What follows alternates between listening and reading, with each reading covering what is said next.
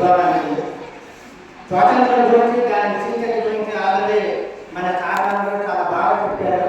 దాన్ని మనం అవలంబించి ఆచరించాలని కోరుకుంటున్నాను. మనం ఎక్కువగా ఉపన్యాసం ఇవ్వలేము కాబట్టి దాని లైన్లో పైకి ఉంపిస్తాను. అదేవిధంగా లోపలి స్కూల్లో జరుగుతున్న ఈ స్వాతంత్ర సమరాలు మనందరం వెళ్ళి జరుపుకోవాలి సంతోషాలు. 200 సంవత్సరాల పరిపాలన, ఆధునిక ఆయుధ సంపత్తి కలిగిన ఒక మహాసామ్రాజ్య నిరంకుశ ఆలోచన, వీటన్నిటికీ సమాధానం మన నేతల సమాలోచన. అదిగో మన్యమీరుడు అల్లుడు పౌరుషం, ఇక్కడ చూడు సుభాష్ చంద్రబోస్ పరాక్రమం. అనిపిస్తోందా కనుకూరు గుండె ధైర్యం, చూడబోయి భగత్ సింగ్ విలువ, అది మన పటేల్ ముఖ్య సంకల్పం.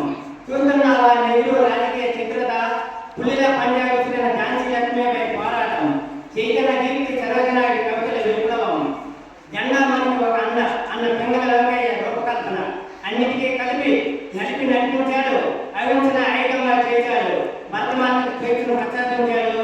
వాడే మన మహాత్మా గాంధీ. అంతేనా? 1858 నుండి 1947 వరకు జరిగిన పరిణామం గమనిస్తే ఆంగ్లేయ ఆధిపత్యాన్ని గండిపెట్టింది 1887. దానికి ఆచరణ చేసిన వాడు మంగళం పాండే అనేవాడు. తోడుగా బాలగంగాధర్ తిలక్ పార్టీలో నడిచాడు ఒకడు. బ్రిటిష్ వారిని గడగల్లాడించాడు. సహాయ నిరాకరణ చేస్తూ ముఖ్యమంత్రి పట్టించాడు. సైమన్ గోపాల్కాంత్ నినాదించాడు. సత్యం అహింసలను ఆయుధాలుగా చేసుకున్నాడు. ఉప్పునే నిప్పుగా రాజేసి ఆంగ్లేయులకు మండ పుట్టించాడు.